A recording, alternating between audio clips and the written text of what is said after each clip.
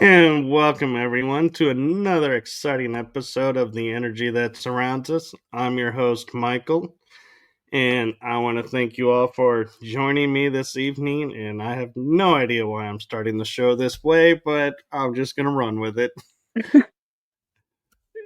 Now, tonight I have a fun guest who, and I'll be honest, we've been laughing backstage getting ready for this, so I know y'all are in for a great treat, and I'm so excited and so cannot wait to get into all that we have to share with you. And I'm going to note that you'll notice the headlines are a little different tonight. We decided to have a little fun with, it being a Tuesday night in November. Why not? Why not have some fun? So, with that being said, I am going to turn it over to my amazing guest, who I know y'all are going to love, the one, the only, the amazing, so funny, Amber Long.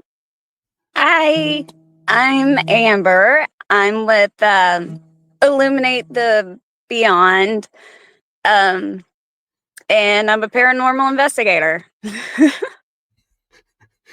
Yay! Let's not make it sound like an AA meeting. Right? I almost was like, hi, Oh, Amber. No. See, I told y'all we were going to be having fun tonight. I know. I told you I'm great at this too, right? Oh, you are. So, for those who may not be fully aware, do you want to share a little bit about Illuminate the Beyond and how you became a paranormal investigator? Oh, well, it's Illuminate the Beyond is a group of like-minded people. It consists of me, which my name's Amber, but they call me Little Amber within the group, because it also consists of Phillip, and another Amber, which is his wife. And then we have April and Kelsey and Ash. And we are all together, and we just love getting together and going to different locations and hunting the paranormal. And I actually got into this a long time ago. I've been into it since I was young. I guess from hearing ghost stories from my dad and going to the library and picking out ghost stories and that kind of stuff. And I actually used to play games and stuff with my sister. We would play, the little telepathic games that you would do with the stars and the circle and the square and all that, where you would sit back to back with each other. Right. And we would do that. But we would make it to where we would tally everything that we would get right and wrong. And we did that for years, to where actually when she moved to Florida, I could know when something would happen with her. Like if she was having a bad day or something, it was like I knew something was up, and I would like call her and be like, "You all right?" And she would be like, "Oh my gosh, I was about to call you. I just had a bad day. This and this and this happened." So I don't know if that made our intuition stronger or if it was just we were sisters. I'm not sure what happened, but I think something happened with just playing those games and that kind of stuff when we were little. So we also held seances in our basement when we were little. My dad used to get mad about that because we had candles on the pool table. So dad would try to play pool later and hit candle wax on the pool table, and oops. Oh, he loved that. Yeah, he was a little bit mad about that one, but it was fun with us. I wonder if that helped or hurt the pool game, having a seance on that table. Who knows? I don't even know what we were conjuring. We were just doing it. Yeah, and I gotta admit, when I had to read that, I will admit, 3 or 4 times to see if I actually was reading that right. You wrote in your bio, we did seances as kids. Oh yeah. Yeah, we did. It was actual things that we did. I guess leave it to the books in the library that we found and said, well, this seems like a good idea. So, did anything ever happen while you were doing one of those? Not that I remember, but the house is haunted now, if that makes sense. I mean, like when you go into that house and stuff at night, like there are legit footsteps up and down the stairs when you're just laying there. I've had the one of the bedroom doors. I was just sitting in it and I was in the house by myself and the doorknob would literally shake back and forth. So, I mean, weird stuff has happened in that house. So, who knows what it is. So, And the paranormal investigator in me is like, was that happening before you started the seances or only after the seances? right? Well, this happened after because it happened when I was older when this stuff was going on. Like it happened to my kid when he was younger and he was in the room and that kind of stuff. But like we did the seances when I was probably about 7 or 8. So I was a kid when that happened. So Oh, but things can sit and lay dormant. So, that's true. That's true. It could have always been there. Who knows? yeah, you could have just provided the ritual space for it to wake up Right. down the road. Be like, That's you true. started recharging the battery. That's true. I could have, because who knows what we were doing? Just So, lighting candles. did you go actually through ritual and doing all of that and doing these, or did you just light candles, set them somewhere, and say, "Okay, we're doing this"? It was more like lighting candles and trying to talk to something. It was just like that. So And it wasn't really ritualistic type thing because I well, I don't think hate to we break it even knew to you. how. Yeah, I hate to break it to you, but it was ritualistic. You were opening doorways and apparently I'm sure never we were. closing them. Right. Leave Oh, it to a couple kids not knowing what they were doing. so did friends ever come over to join in on this, or was it just always you two? It was just always us 2. Oh, Yep. this is wow. I'm just picturing Friday night or a Saturday night going, hey, let's have a seance. Why not? Yeah. This is what happens when, you ban TVs from kids and that kind of stuff. You're like, "We're bored. Let's go do this." Yeah, and so I gotta admit, I'm a little curious when you say your dad would tell ghost stories. Are we talking about like sitting around the campfire type ghost stories, or like, okay, so I was in this room and this experience happened to me, and we're like that kind of story? Well, he told us some of his experiences that he had when he was little. So, like there was one that, if I can tell it correctly, because it's been a long time since I heard it, but him and I think it might have been his cousins, but it was him and a group of people went into an abandoned house. And he said that, of course, they went in and they went upstairs and they were just kind of messing around like young kids do. And then when they went downstairs, he said there was this wooden rocking chair in there, and when they went back downstairs, there was an axe sticking in the middle of the wooden rocking chair and it was rocking back and forth. So he said it scared them to death because there was nobody else in the house but them, and they were all upstairs. So they ran out the house and left. So it's just little stories like that that he would tell us. Yeah. So And I totally can see why that would scare, you know, anybody at any age. Well, it looks Right. like your teammates are in the house. Yay. Aw. Love you guys.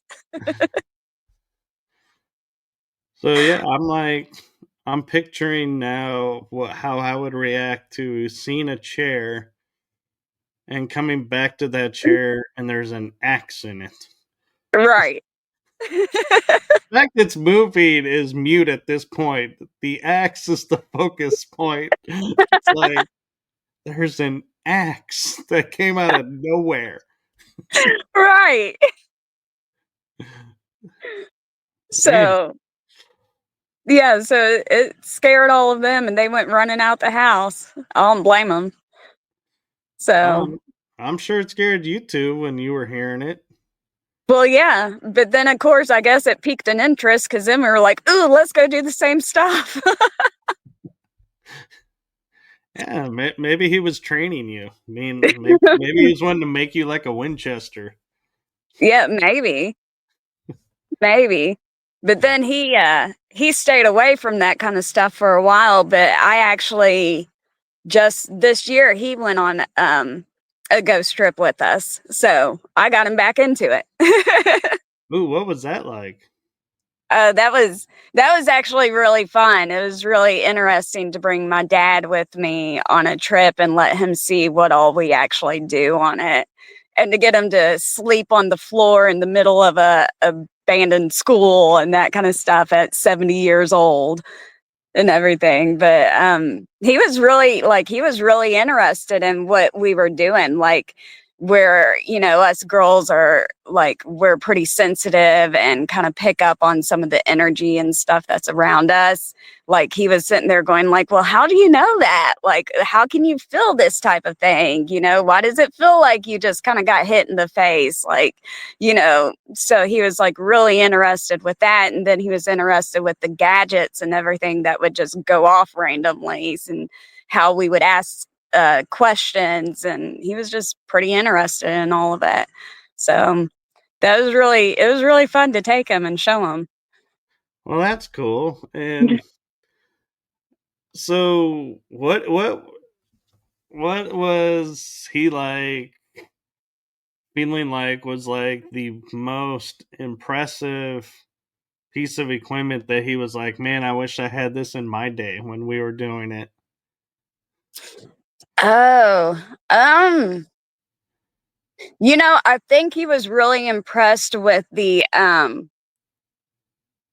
honestly don't know what it's called because I'm horrible with equipment, but it's the recorder where you use the headphones and it makes everything louder, where you can pick up all the sounds and stuff that's so much louder in the room.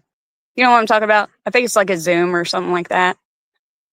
Oh, I know what you're talking about, and I've only seen it on TV. I didn't know I haven't met anybody that actually has it, so I'm impressed. But yeah, I've only ever heard of the headphones for the Estes method. Yeah, we have that too. Oh, But they're yeah, helping you out. we do the live Live listening. listening. See? Yeah. Thank you guys. They have to help me out occasionally. I don't know our equipment stuff. No, it's good to have a team, and it's good to have people like that. And so I'm trying to picture too, what the conversation was like with your dad before and after. Like, how different was he, or was he like, oh yeah, we? It's just like when I was a kid.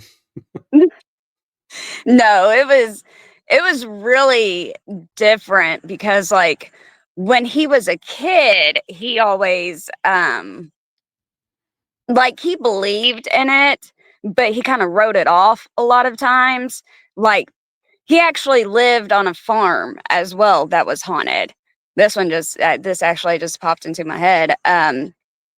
There was old farmhouse he lived in, and he told me there was this one time that he was by himself at the house and he went out into the woods to like mess around and play and stuff that he usually does. And he heard his mom calling him. So he thought it was like dinner time to come in. And he goes back into the house, but nobody's there. But he swore he heard his mom calling his name. And so it's just random things like that. But of course, he wrote it off. He was like, maybe I just heard something. But after the experience with me, he was like, you guys are, you guys got something. Like, there is something out there, So it's been a little bit different because I know I guess he's really wanting to believe in life after death and that kind of stuff because like I talk about my sister and my mother within like the last 4 years, we've had a lot of loss. Like my sister passed away, my mother passed away, all of Oh, those my things condolences. within. Yeah. Thank you. It's been, so after those things has happened to him, he's really kind of gotten, you know, wanting to search for that, and he's seen it, and he's seen it with the experiences and stuff of going to the places. So, That's a great gift to give him. And mhm. I know from experience growing up in the metaphysics, we'd go to channeling circles or mediumship circles, I guess they call them, I guess, or galleries, whatever term I guess the host uses. And my mom's dad, when his wife passed, my grandmother passed, knew we went to these. And when he was visiting, he's like, hey, can we try one of these? And he went, and every time he visited, he would want to go and do one of those. And so it was like, it's a great gift, I think, to give people.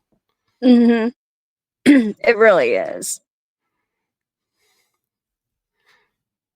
But yeah, at the same time, I can't help but feel like in your shoes going, here's an OG, original ghost hunter telling us, hey, props to you. You're doing the right things the right ways. So that had to feel Right. good.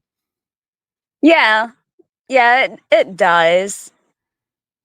Like it does, and I like bringing, you know, inexperienced people, especially like close family members and stuff, into it to let them experience what I'm experiencing, and let them know what I'm doing so they can see it for themselves instead of Mhm. them just thinking, oh, she's out here in abandoned buildings and getting cold and that kind of stuff. Yeah, and I can't help but picturing like your family, especially your dad, when it comes time to do EVP work, where you spend like 15 minutes to an hour just randomly chatting to the air Yeah. and being like feeling totally composed and being like, and this is normal. And everyone's like, oh, yeah, we do this a lot, several times. Yeah. And sometimes you get nothing, and sometimes that one little voice will come through, and then you're excited about that one little voice that comes through. Yeah, it kind of So, trumps the entire night. It's like you could have shadows walking by, but you're like, we got a clear Class A voice over here. And everyone's like, right, well, what about Ghost Man over here? Do you realize we have a voice? right. Exactly. There's something about just getting that, like, on a recording that's right there. It's Yeah, it's like that little bit of proof, just that little bit. That's so exciting. it is. And I remember the first two that I got, I had to send it to like three people to verify it because I was like, I'm not gonna, I don't want to put this out there, but is it what it is? And I'm like, after the three people were like, yes, it is what you said it was. And I was like, okay. And it's like you had this euphoric, like, I've made it, like I can call myself investigator kind of motif, and you're like, everybody look at what I got. Right. And that's what's so good about our team and everything, because we can literally, if somebody gets something, we can send it to everybody on the team and be like, do you hear this? Are you hearing what I'm hearing? What exactly do you hear? Because we're all hearing all these different tones and stuff. So that's what's really good about it. Yeah, So, and I'm sure your team's the same way. Is like, so my first EVP was a woman saying hi, and I was the only guy I think there that night with a bunch of women, but they were in another room. And then they walked by a little bit after the EVP, but I never reacted to it. So it's not, everyone's like, yeah, it clearly wasn't them, because if they had said hi, I would have said hi back or been like, yeah, are you guys moving on? What's going on? right.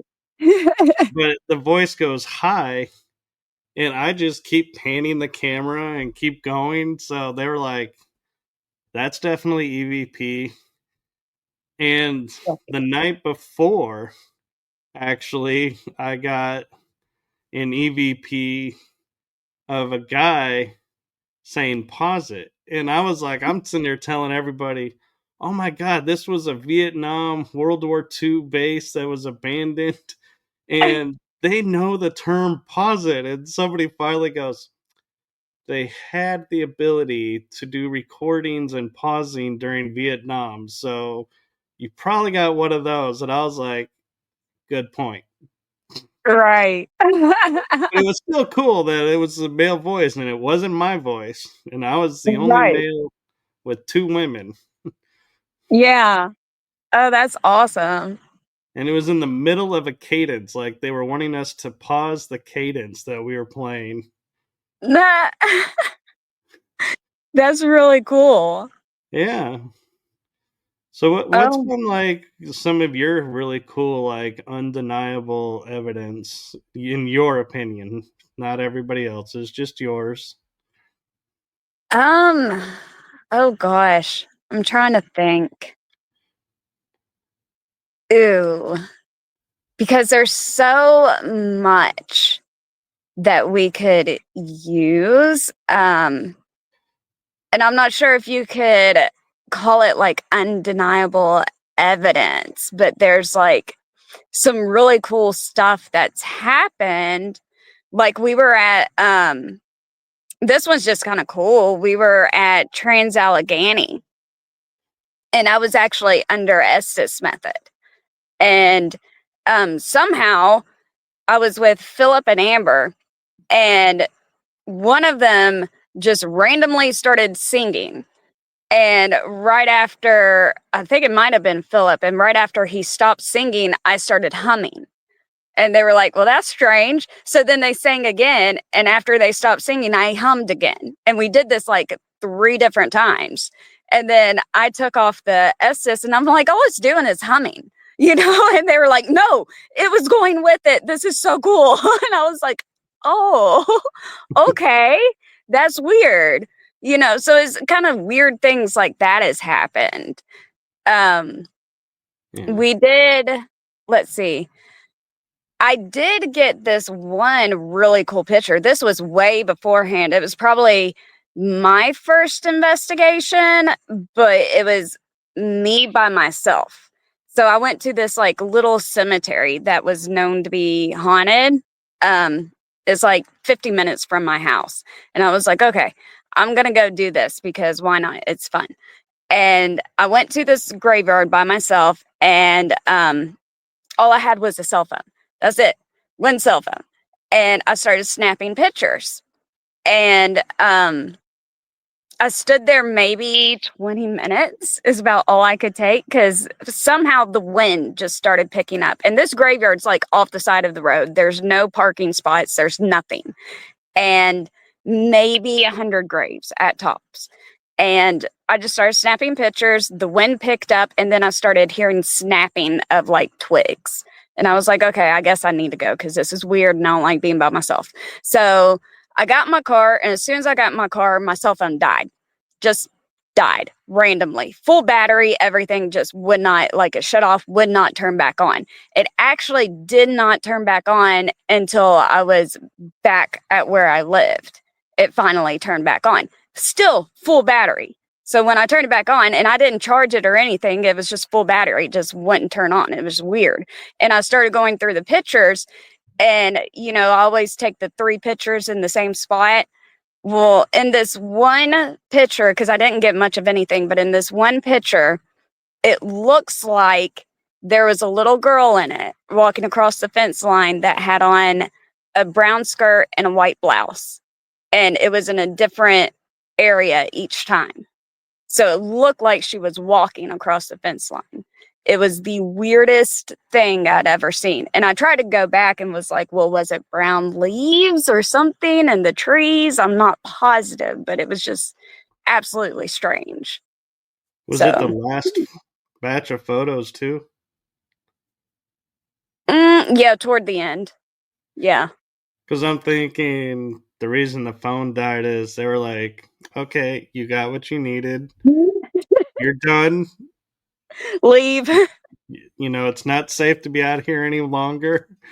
You're not Right. paying attention to the wind. So they're like, Right.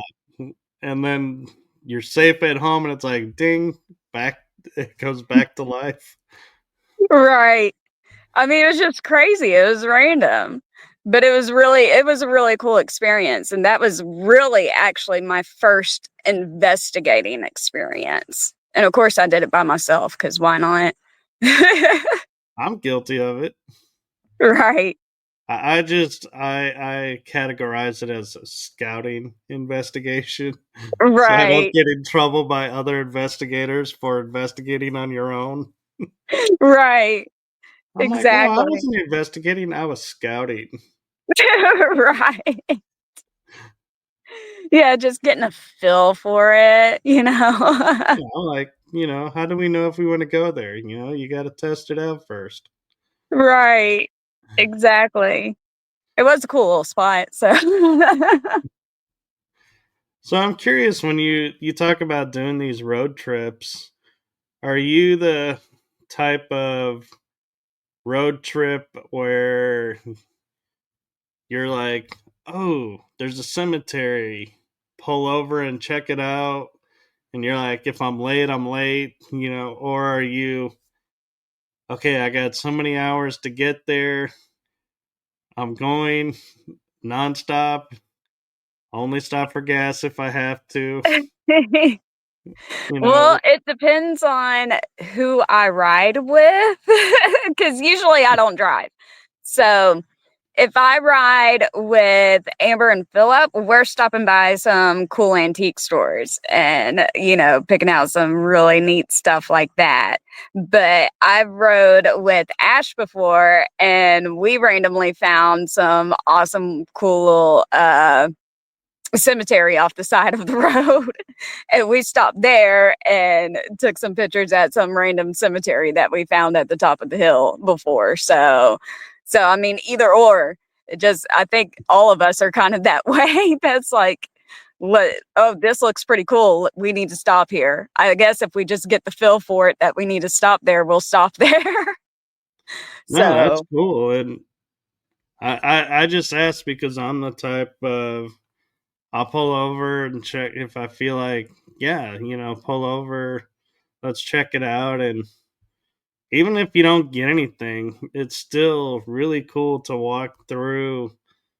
I feel like to walk through and just talk to all the people that are there and right. just acknowledge them and move on. And, if you don't get any EVPs, I'm like, yeah, so, it's not the end of the world. Still was a Oh fun no. trip. Exactly. And it's just cool to see different designs of headstones and the history and things like that. Like it's really awesome. Like I just find that stuff neat and fascinating anyways. I So, wonder if you're kind of like I am when I'm walking through and I'll be like, "Oh, Private so and so of the Confederate Army," and I look at the date, and if it's like past 1865, I'm like, "Oh, I'm so glad you survived, the war and got to come back and, you know, enjoy the remainder of your life oh yeah. and move on." And if they died during, the wartime, I'm like, "Oh, I'm sorry you didn't make it back, but thank you for, making the ultimate sacrifice." Oh And yeah. depending on which side it was on, like if it's like Civil War, depending on which side, if it was Union side, I'm like, no, you didn't die in vain. They did win. And if it's the Confederates, I'm like, yeah, I'm sorry you lost, and you didn't get to see the outcome, but in the end, we came back as a full nation, so it worked in Right. the end. Right. So Right. it's like, Exactly. yeah, because I don't want it to feel like, I'm not the type to go, being northern born and go, yeah, you guys lost, haha, Right. and move on. I'm like, no, I'm still going to be respectful. I mean, you died in combat, Exactly. I'm not going to hold Exactly. against you that you were on the opposing side. Right. And I'm in Ex- Texas, or I'm in the South, so I'm like, yeah, I ain't saying nothing against a Confederate soldier. No way. yeah. Me too. I'm in South too. So Yeah, I'm in Texas area.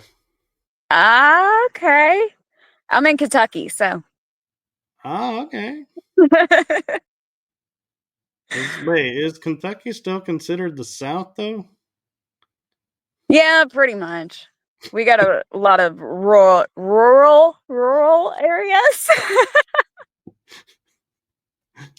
I'll try to pronounce it. No, I'm just laughing because I'm picturing Tennessee went, Virginia went, but I think Kentucky was on the fence, but I think stayed. Yeah. Although they did send troops, so I'll give Yeah. them. Yeah, I think Kentucky's South. Yeah, you don't mess with Kentucky. No. No, you don't. No, But and there's a being lot of haunted places here too. So hey. yeah, and I'm kind of curious. I'm not sure where in Kentucky, and I'm not gonna have you blurt out your home on air. But one thing I found curious is Kentucky. That is Daniel Boone's state that he created. So, do you hmm ever go around and investigate areas around him? And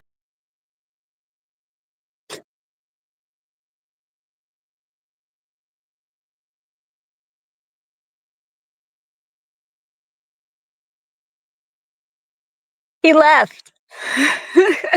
I did the same thing. My thumb. I went to post a comment up while I was sharing, and I hit the button, and I was like, "Not again!" I was like, you left, but you came back. Yeah, I with you. Illuminate the Beyond Rut Row is exactly right. I need to tape or break that button. But I was gonna ask is, have you ever come across like anything related to Boone? um, n- no, not that I know of. But we do go to a place that's out in Van Lear, Kentucky, which is Coal Miners Museum. So Okay, that's where like Loretta Lynn and stuff is from. So yeah. like that whole area. And that place is pretty cool. I really like it there.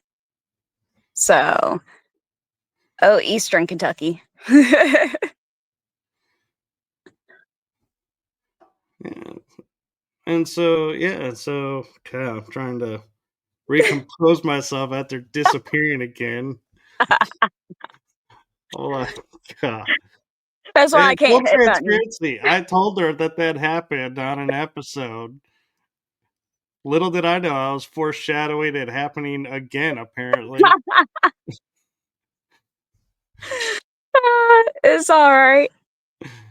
No, but so you didn't watch any cartoons or anything growing up, like any of the paranormal, like Scooby Doo or any of that? Oh, I did. Oh, okay. I watched some, especially like the old like Ghostbusters cartoon and Oh, that kind yeah. of stuff. Yeah, I used to watch that. That was fun. I was like, because I remember you. I was thinking of that. I remember you saying this is what happens when you take and ban television, and I was like, oh, so don't ask about television because No, they didn't watch it. that was just when we were grounded. Oh, oh yeah, Yeah, those fun times. yeah. You get grounded and you can't watch TV or play the Nintendo or anything like that. Then you hold seances. Yay! I bet your parents are watching this and going, they probably would have been better off if we didn't ground them and left them the television. Probably. We were either doing that or I remember sitting in the kitchen with my sister and taking spoons out and trying to bend them like with our minds and that kind of stuff, sitting there staring at them for hours thinking we could bend it. So that was always fun too. You're gonna laugh, but I had a guest on who actually does bend spoons. See? It's possible. So we tried for She's hours. like, yeah, she had like all types of spoons, forks, utensils that were bent. And she's like, yeah, this was all done by the mind. And I'm like, wow. And she teaches See? people how to do it. Yeah. Yeah, her name's See? Zenka Caro, if you want to look her up. Zenkacaro. I'm gonna have to. Because I tried for years. But yeah, I've done that too. Look at a spoon and being like, this should bend. Why isn't it bending? Right. And then I've often wondered though, if you bend it, can you bend it back to normal and it still work, or is it forever For, compromised? right. Forever bent that way. Like, I need that spoon. Actually, that was my last one. That or meld it in and bring back the spork? Oh, gosh. Oh, the spork. They were great. You know, I have to say the spork and the crazy straw are the two things from my youth that I'm like so need to make a comeback. Right? Oh, the crazy straw was fun. But it took forever for your drink to come up. I know, but at least you were entertained watching it go through the loops and twists or whatever it had to do. Right? It was entertaining. Because I remember watching it several times. And it was. And the crazier it was, the better it was. Yeah, I can never remember if you stopped how fast it would drain out to where you were like, "Oh man, now I got to go through all that again," or if it was like faster the more you used it. Right? Oh man. And then it would back down slowly, and you're like, no, come back. It's like, wait, or you'd learn that you could put your tongue on the tip and it would hold until you were ready, and you're like, ah, Take you'd a learn deep to time breath. it. Right? Take a deep breath, try again. Oh man. That's So hilarious.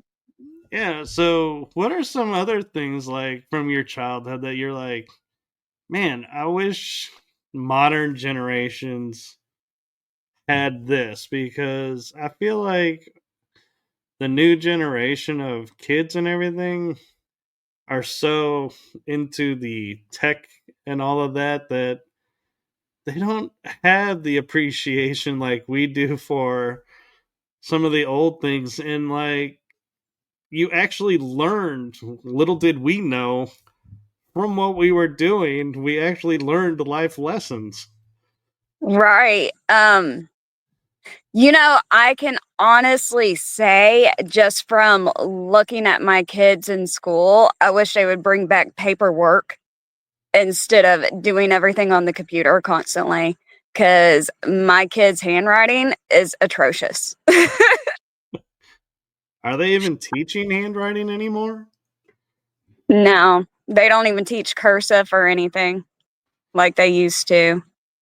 So, You know, so I yeah. have a theory about that. Yeah, full disclosure, we were laughing about how we like to do have theories about things before we started the show.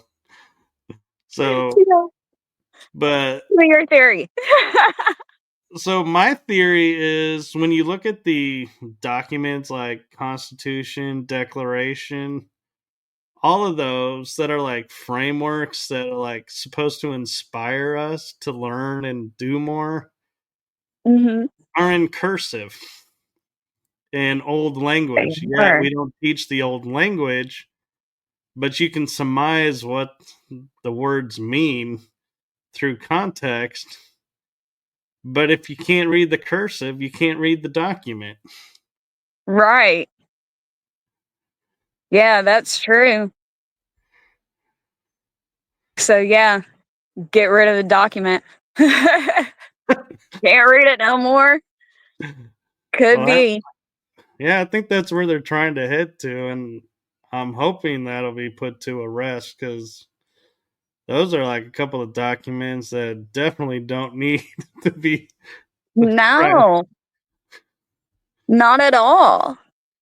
And I mean, I'm still trying to teach mine how to do it, especially like signatures and that kind of thing. Like, know how to write your name in cursive and that kind of stuff. And it's just, whew, it's so bad. Yeah, and I actually have a funny story about doing signatures. Is I was approached for something, and they were like, "Yeah, there's a potential, could be on TV." And I was like, "Okay." And my first thought was, "Well, what is the one thing everybody on TV does?" Well, they sign autographs. And Hmm. so, like, that night, I went and I started writing and going and practicing and going, "So, what's my signature gonna look like?"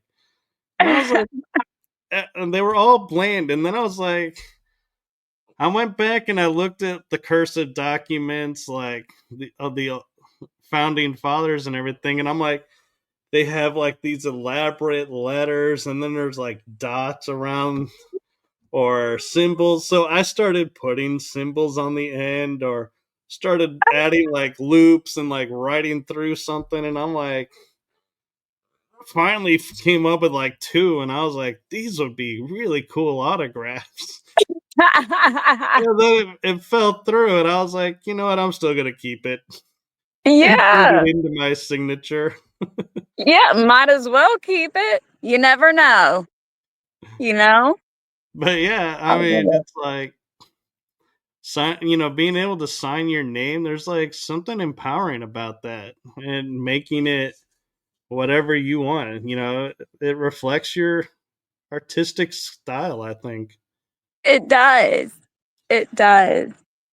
And I don't know. It makes you you. You can make it all unique and that kind of stuff. So Yeah. I So, love it. what are some of the theories that are floating around in the brainiac known as Umber? Oh my gosh. Mine are nuts. Um, I don't know.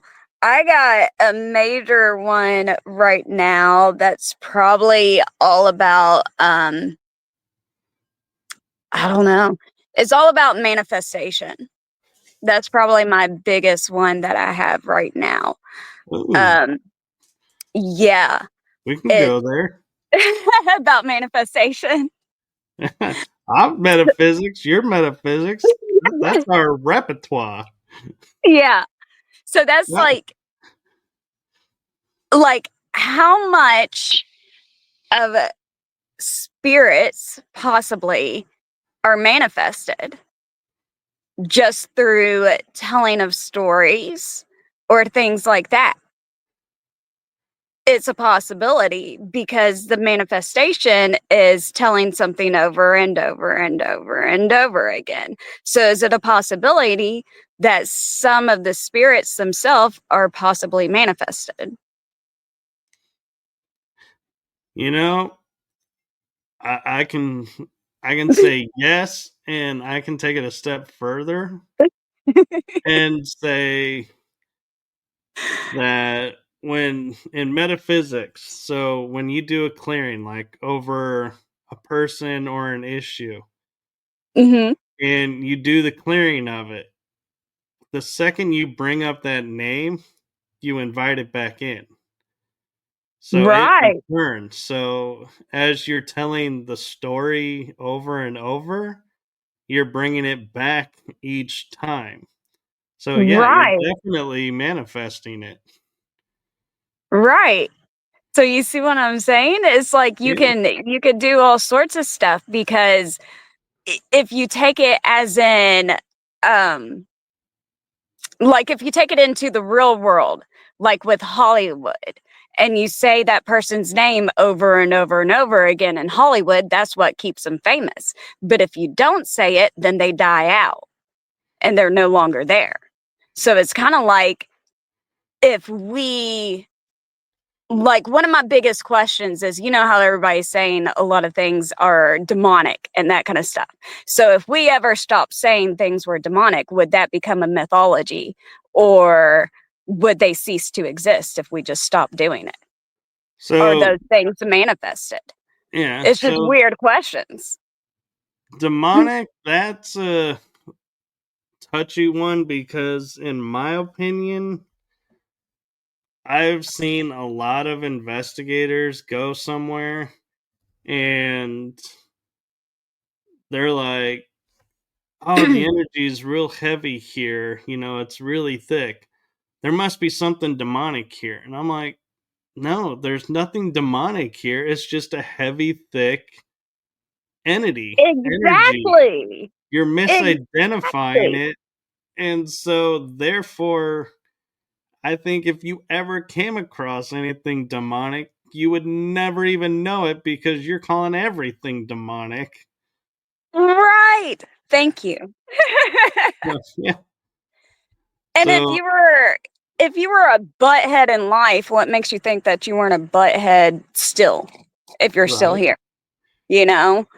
So it's kind of like, and another thing is, why would they be hanging out in abandoned places? Yeah. I And just don't quite understand that. I mean, and your team has a message for you. yeah, I think they're trying to manifest.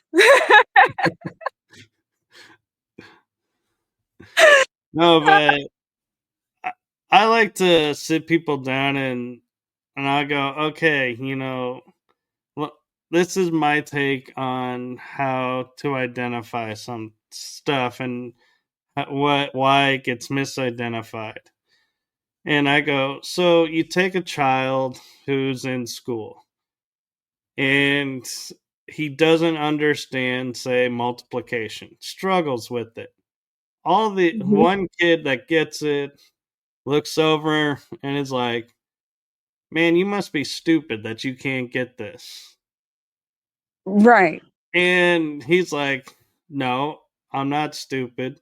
But then two more kids say, "Oh, you're stupid because you don't get this." Three more students, "You're stupid because you don't get this." Well, what's the kid start to think? Well, everybody else can't be wrong, so maybe I am stupid. because I Right. don't get this.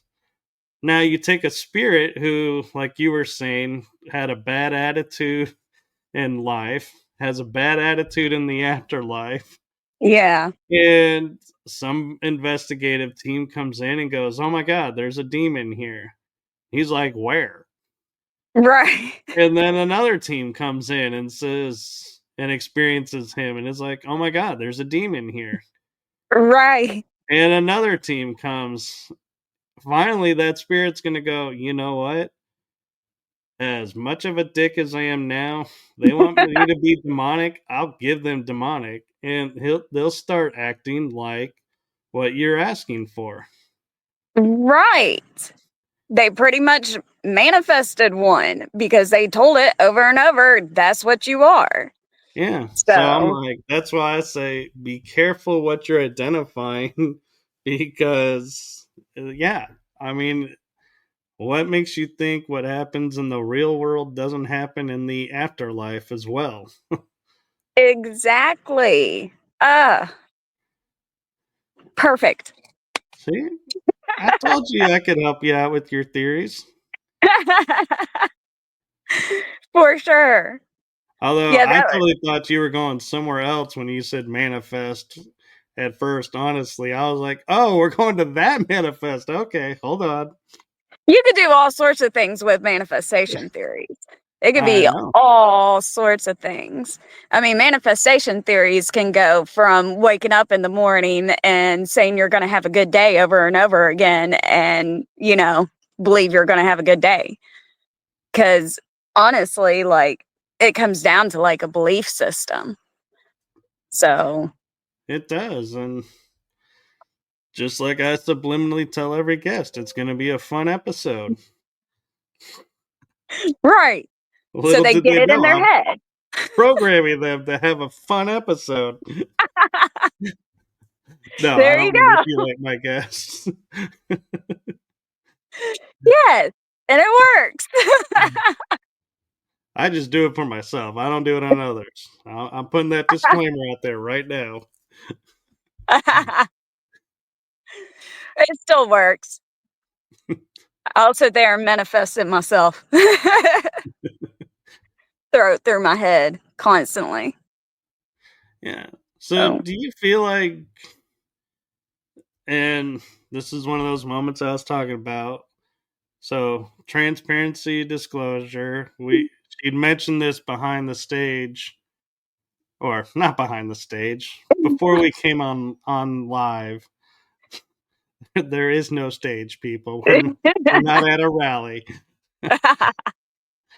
But you had mentioned having a scientific metaphysical background. So do you feel like that makes your experiences in the paranormal easier or just different from other people's experiences? um, probably different because I battle with myself a lot of times. It's a constant battle in my head because it's logical and then it's metaphysical. Because I don't say this a lot, but I'll go ahead and say it, like, I'm very clairvoyant. So I see things that are not that most people can't see. So, and it's strange, but I can see it and it's weird. Like, let's see. We were at this one's kind of funny. So we were at Fairfield not that long ago, and it was a bunch of us girls and we were sitting in the men's bathroom at Fairfield. And I was sitting there and all of a sudden I saw this. What it looked like was this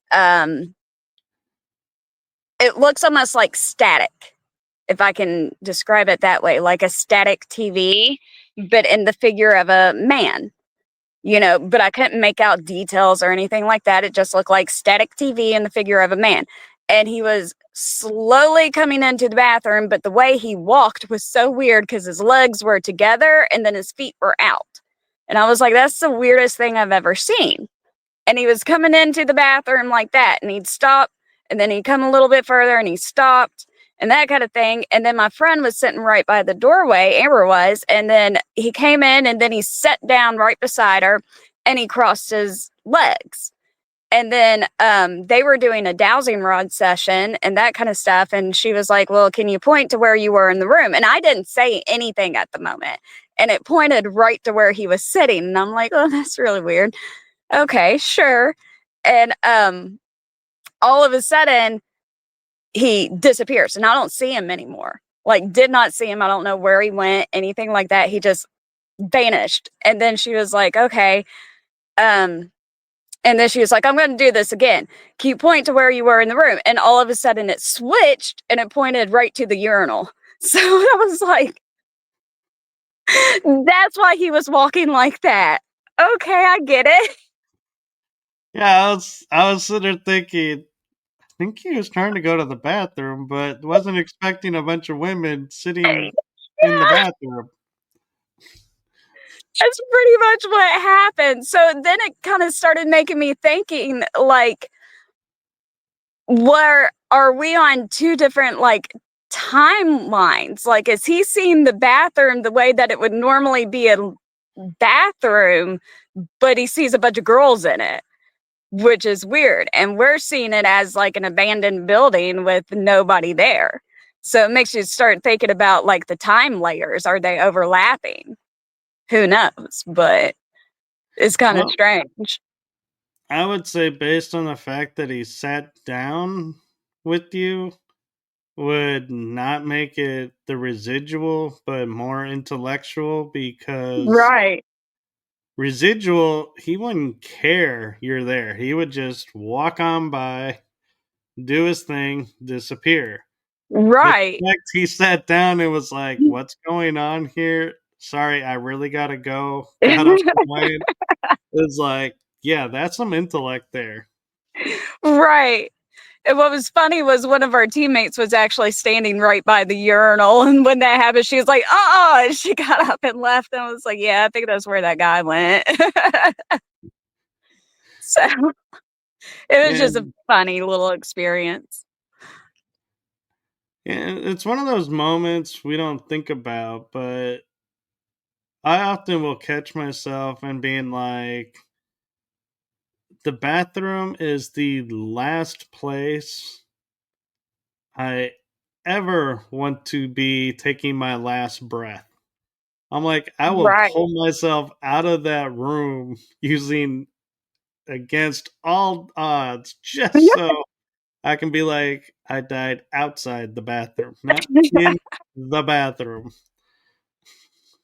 Right. Oh my gosh. Don't want to Well, be like Elvis. well, I'm like, think about it. I'm like, when I think about it, I'm like, what positions or what, condition are you in a bathroom and going, this is how everyone's going to see you when they come to help you. And I'm like, that's the last thing I'm like, no. I'm like, this is not how I want to be last seen. And everyone being like, man, the last thing I remember seeing was him with his pants down and laying on the floor. That's my last memory. And it's like, oh my God, how humiliating. Right. Oh my gosh.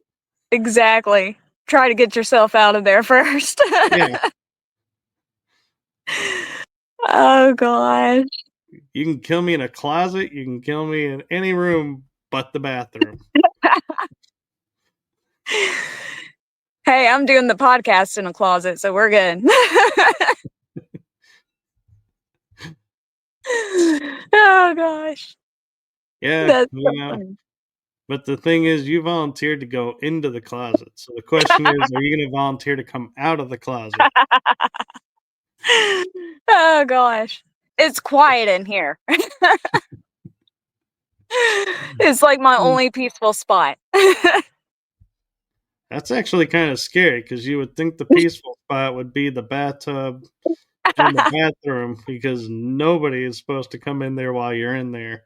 Oh gosh. Not when you got kids. It's bad. Mental note, changing that repertoire. Like the bathroom, we're going for the closets. Yeah. Sanctuary will become a closet. Yeah. There we go. Nobody bothers my closet, so hey. So where is some places that you've been to and are like, I can't believe I've been here and got to experience this? Like my top favorites? Yeah. Um, oh gosh. Let's see, probably Trans-Allegheny was a huge one. Um, just because, well, that place is beautiful. The uh building itself is a beautiful building, and then you get into the history of it. That and then that place is crazy haunted. Like there's all sorts of stuff there. Like Amber and I were by ourselves and we saw a shadow figure and stuff, and neither one of us could deny it. Like we went over there and measured exactly where we saw it and how high it was without telling each other, and we were like, oh yeah, saw the same thing, you know. Um, but that place is probably on my top, and Fairfield County Infirmary, that's on my top. Love that place. Um, Gosh, there's a bunch of them Yeah. that are just Mm. really beautiful places. I just realized we're 3 minutes over the hour. So are you okay to go a little bit longer or do you need to go? No, we can go a little bit longer. That's fine. Okay. Oh, your team has brought up an interesting one. Oh, yeah. I've Yeah. heard about Lake Shawnee and I had an opportunity to do a live virtual investigation of Lake Shawnee, but it didn't pan out. I think Oh. I had a conflict and couldn't do it, but I was like, but I've heard of it. Oh, yeah. Lake Shawnee is really cool too. That was that one's cool because it's outside, and it's like you got the cool little amusement park that's been abandoned, and it's a really neat area. And then you have the Native American burial ground and stuff. Oh, it's just a very, very pretty area. And then it makes investigating really different because usually you're indoors and you're in a building, and then you have to kind of tweak what you do because you're outdoors and doing it. So you got to tweak your investigating style.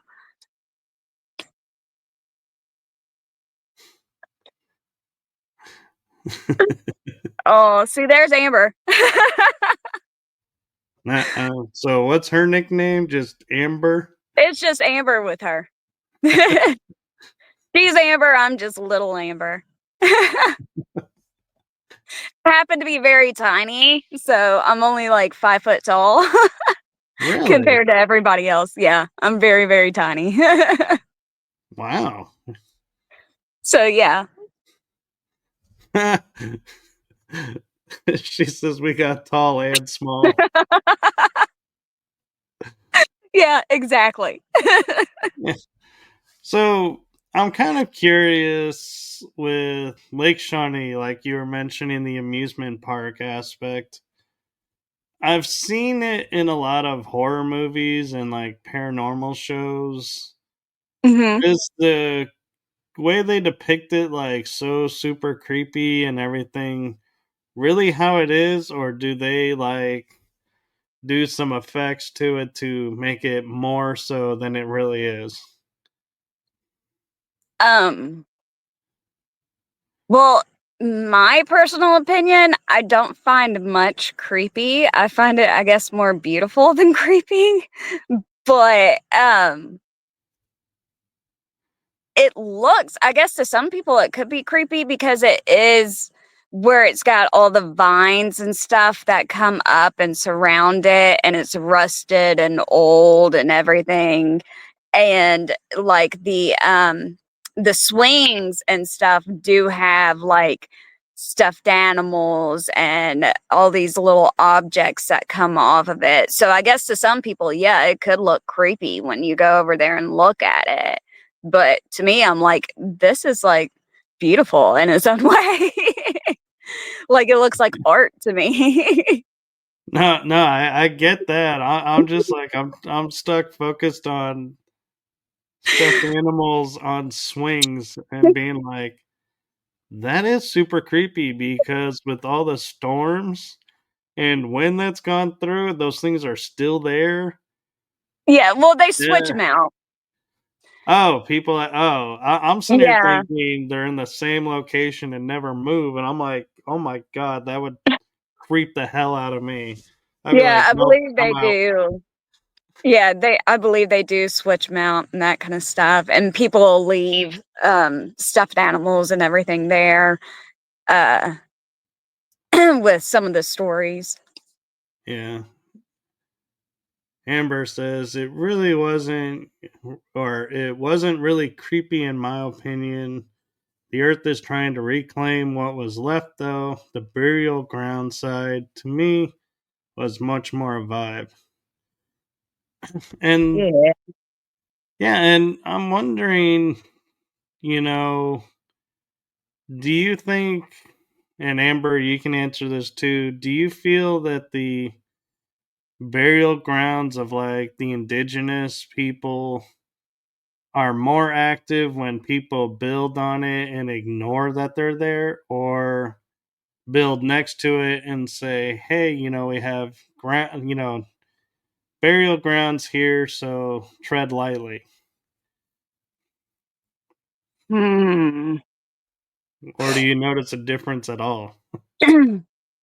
Well, I don't know. That was my first experience with one. So I'm not sure. Um, in my opinion, I would think that they would want it to be like left alone and not want people building around it and that kind of stuff, sacred. Yeah. She says they were very protective when we were just walking there. Yeah, that is true. It was almost like they were always watching over their land and that kind of stuff. So, just Yeah. very protective of all of it. She says I don't have anything to compare it to, but they definitely wanted it respected. And Right. interesting that you guys put it that way because I don't normally share this with this show, but I'm going to actually share an experience that I had in France at Rennes Chateau. I just love saying that. Rennes Chateau. But I was going up there one night with my roommate while we were on a tour, and it was after hours. And we're climbing up the mountain to, the road path going up. And as we're going up, I'm hearing all this rustling in the small little tree areas or bush areas along the side of the road. And the closer we get, the faster you walk, the faster the sounds happen. So I'm like, something's tracking us, something is following us. And we get into eyesight of the city. And I go to my roommate and I say, we got to turn around. He's like, it's right here. I'm like, I know. We got to turn around. I'm not kidding. And so we turn around and we go back down and go check out some other ruins and go back and go to sleep. And the next night or two, or maybe it was 2 nights in between, I'm like, he goes and says, hey, let's go up, and check out Rennes Chateau. And I'm like, all right. So we start climbing up and we sit down on this bench and we look. And I don't know if you've seen the movie The 13th Warrior. Mhm. The fireworm that they talk about. I Yeah. swear there was one coming down the mountain towards Oh my us. gosh. And I looked at my roommate and I was like, "You see that, right?" He goes, "Yeah." I was like, "We need to move. We're either going into town or we're going back. But that thing does not want us here. So we got to go." Oh And as gosh. we're going up the pathway, I notice it's still coming and it's walking through the trees. It's not going and following the path like we are coming towards us. And I'm like, of course, it's on the other side of a valley, but still, I'm like, these are spirits. They can move at any speed they want. I'm not waiting Right. to find out, if they got hyper mode or not. I'm like, we're going.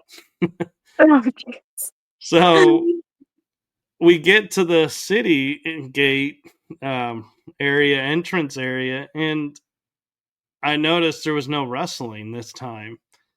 And so we take photos at the rock at the entrance that says Rennes La Chateau.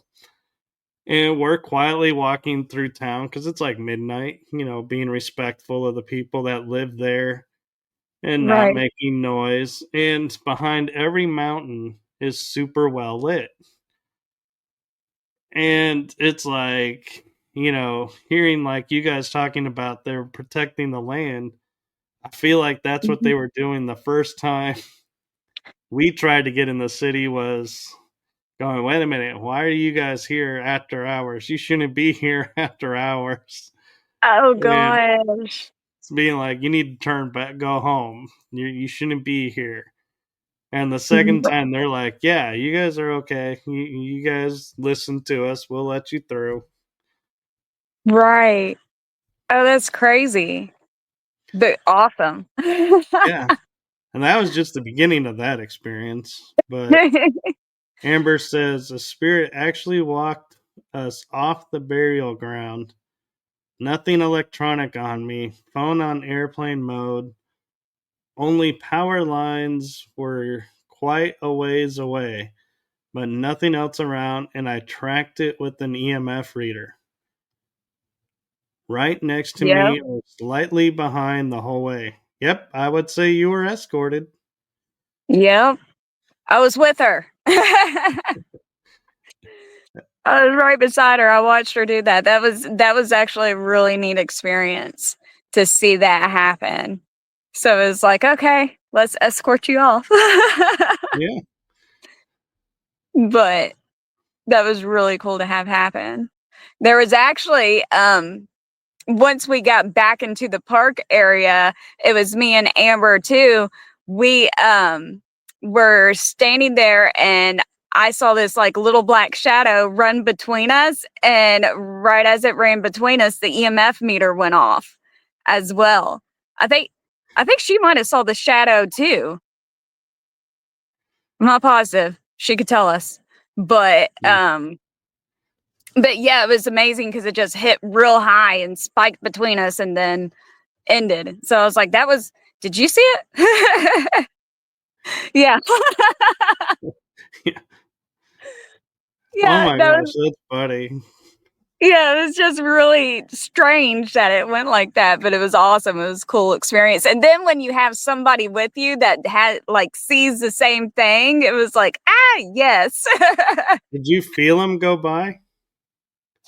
um, I did not feel him. I just saw him.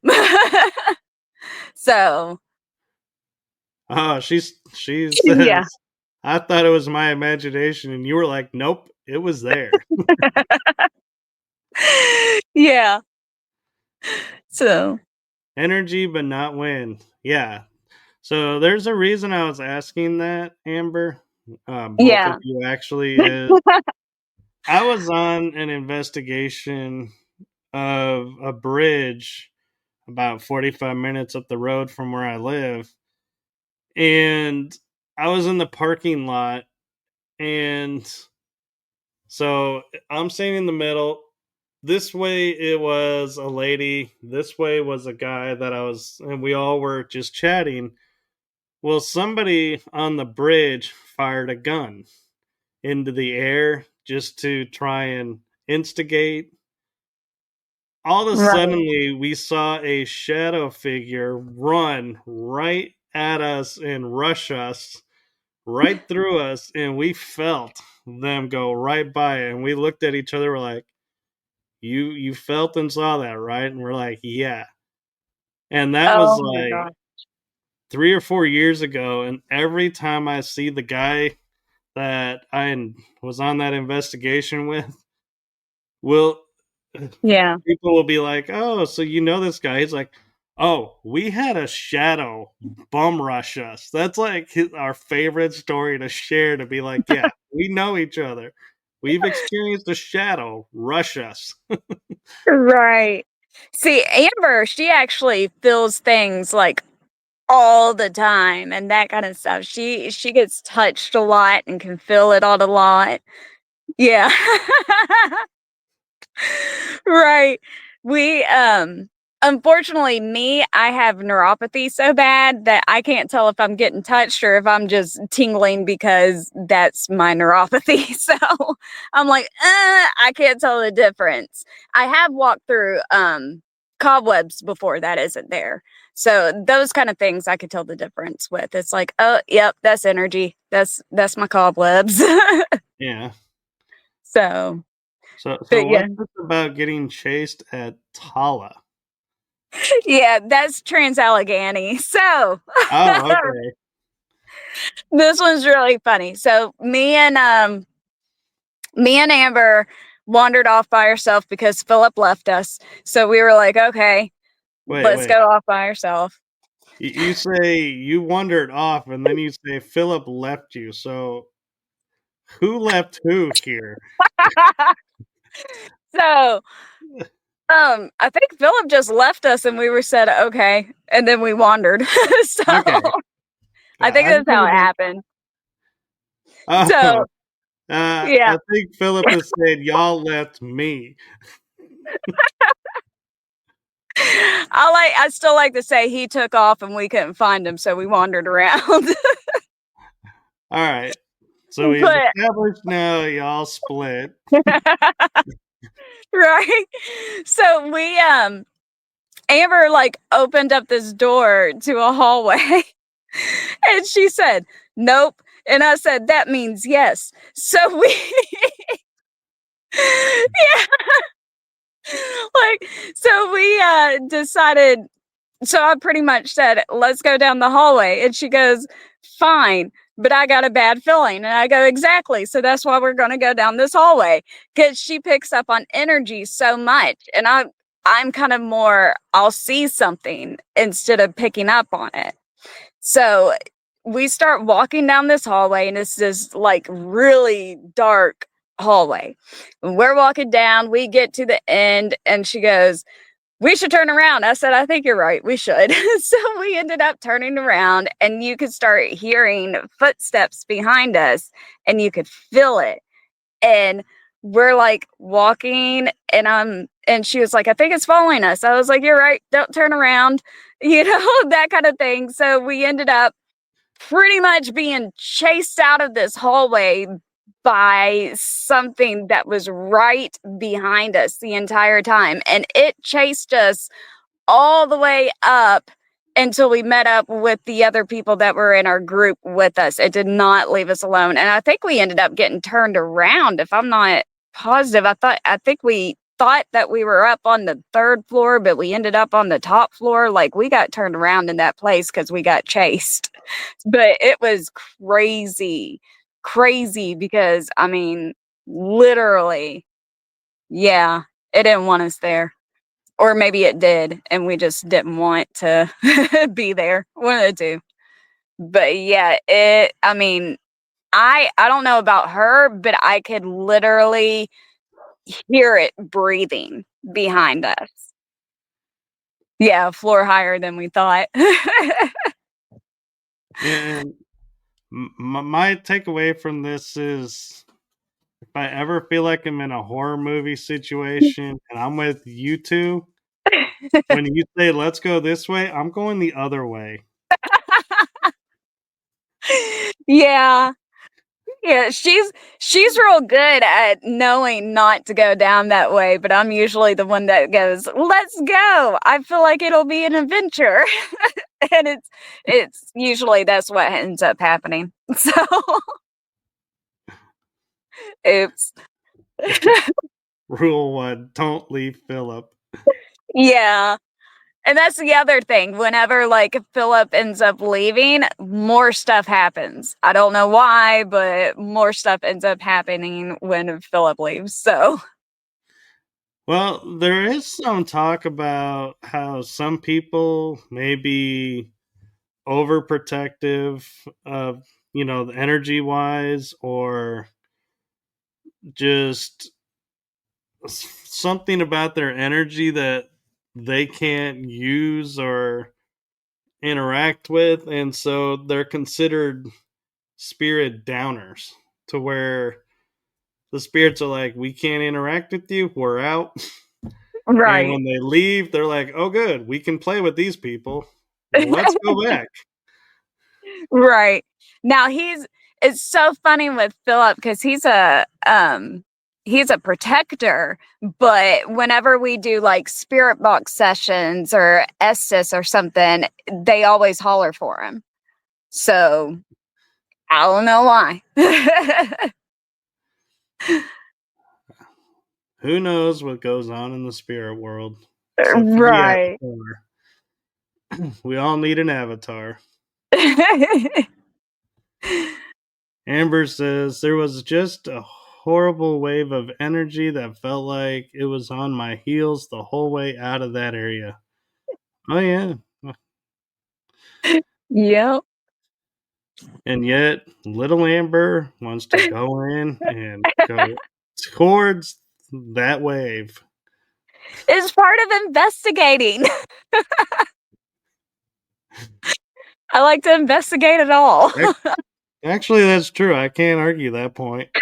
Right?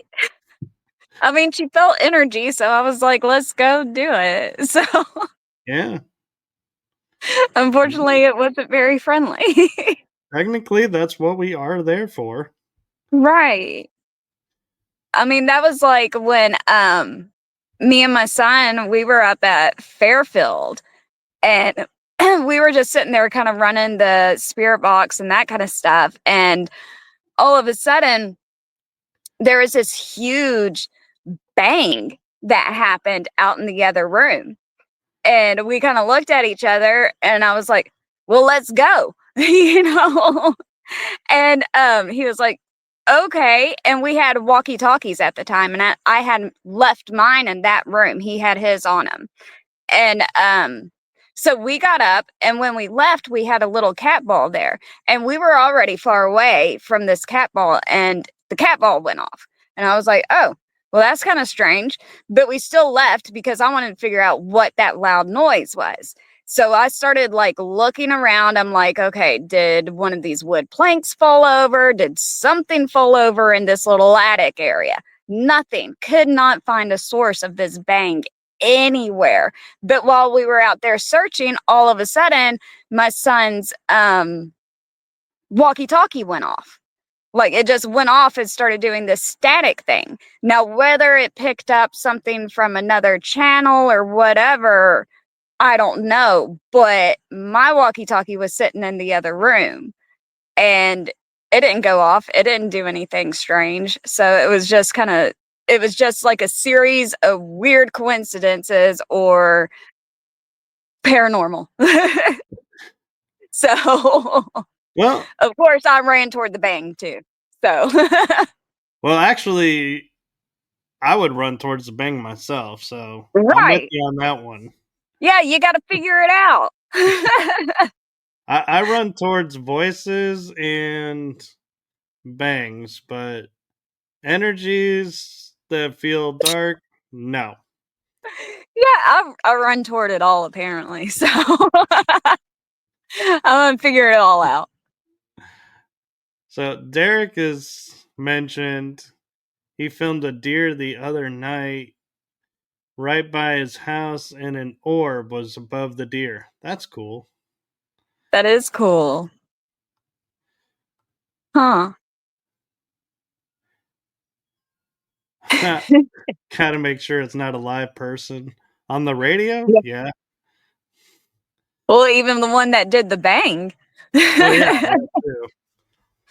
Make sure nobody was in there. That could be scarier.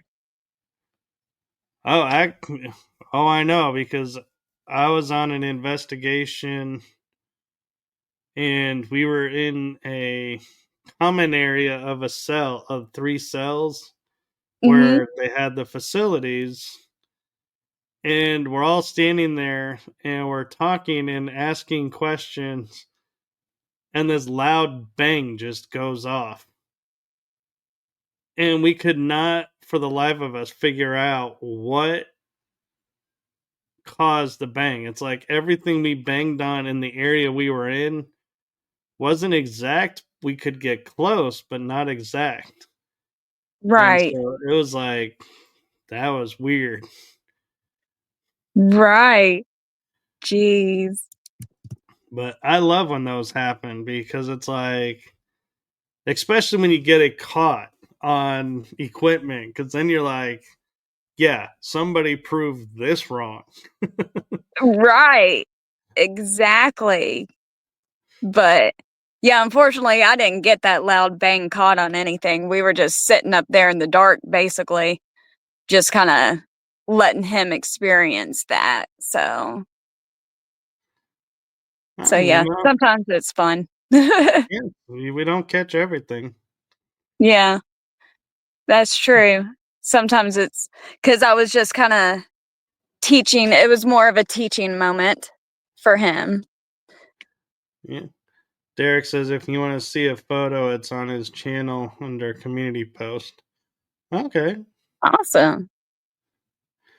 So we're getting close to the hour and a half already now. Wow. Time's flying. Yeah, it is. So where can people find you if they want to get to, hear more about your experiences and stuff? Or um, catch your show? You have a show, don't you? well, we have a YouTube channel and um Facebook page, and I don't know. Look, you guys can help me out with this. Where can they find us?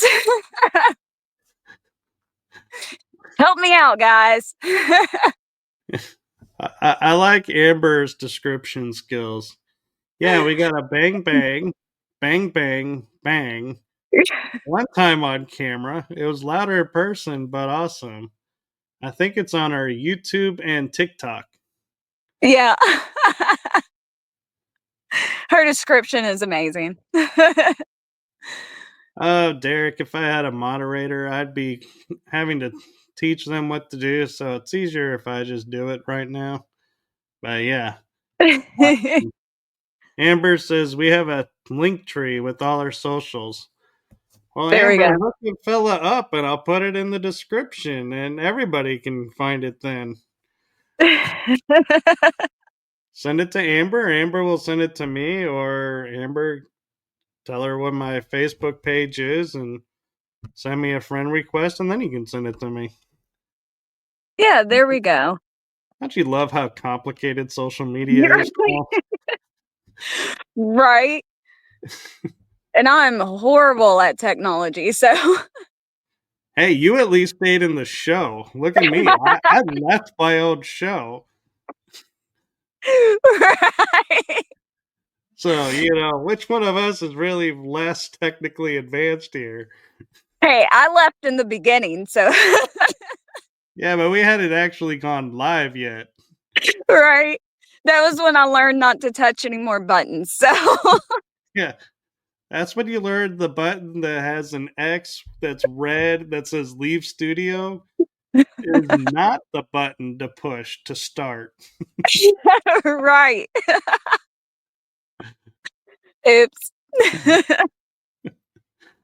No, but hopefully we can get you back on and maybe even bring your team up with you. Yeah, that'll be good. Yeah, oh, they're already sending me links. I'll send you those links. Uh, Phil. I like Phil. Or red means go.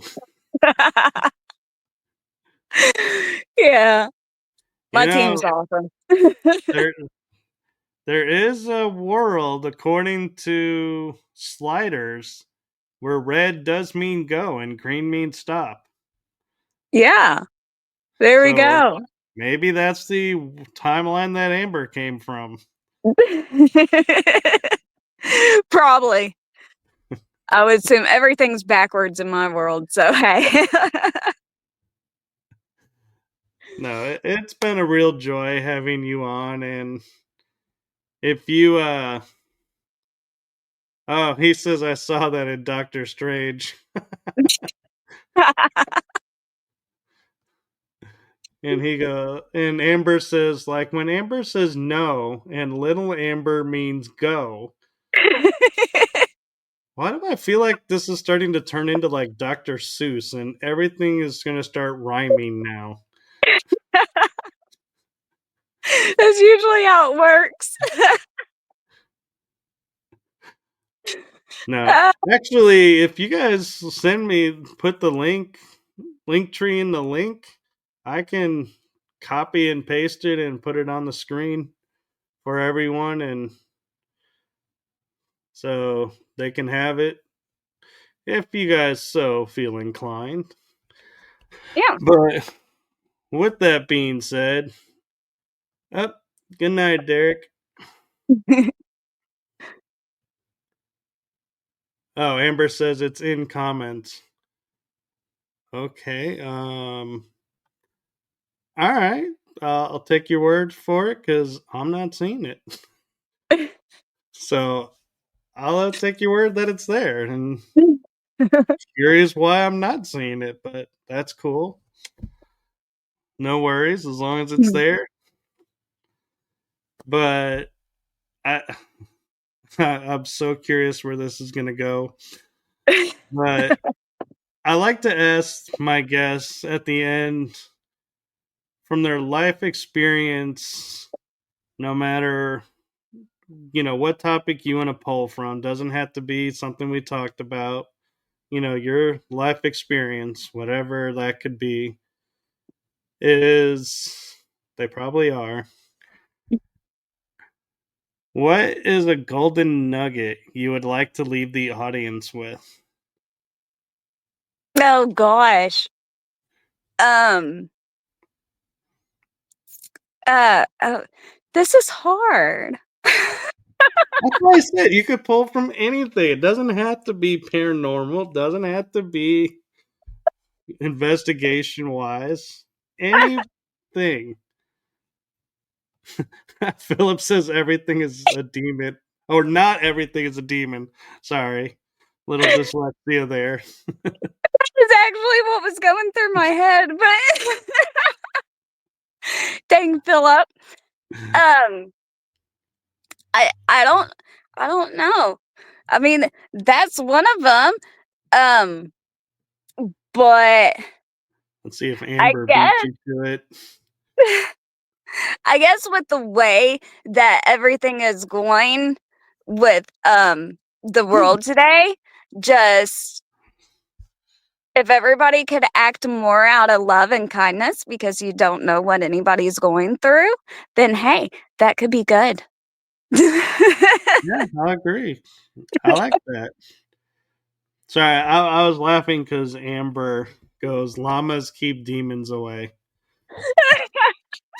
I'm like, that is completely random. And I'm like, okay, I'm not going to go get a llama, but it's good to know if I find one of those to go find a llama somewhere. It's our little running jokes. No, but I agree with you. And so I am going to say goodnight to everyone and good morning, good afternoon, wherever you are in the world. And if you're asleep, trust me, you're going to want to wake up and watch this episode. It'll totally set your day right. And with that being said, take each day and fill it with love and light. And as Amber well said, you know, treat everyone with joy and laughter because, yeah, we don't know what people are going through. So, you know, don't judge until you ask them what's going on. All right. So I will take a look at that. And with that, I'm going to say good night wherever you are in the world. And I will add that for you, Amber, and No, to right. all the locations that I can. So thank you again. And hopefully, we'll get you all back on, or Amber back on, and you all can join her. Yeah, that'd be fun. All right. So before I click myself out of the show again, I am going to start the outro. Good night, All right. everyone. Good night.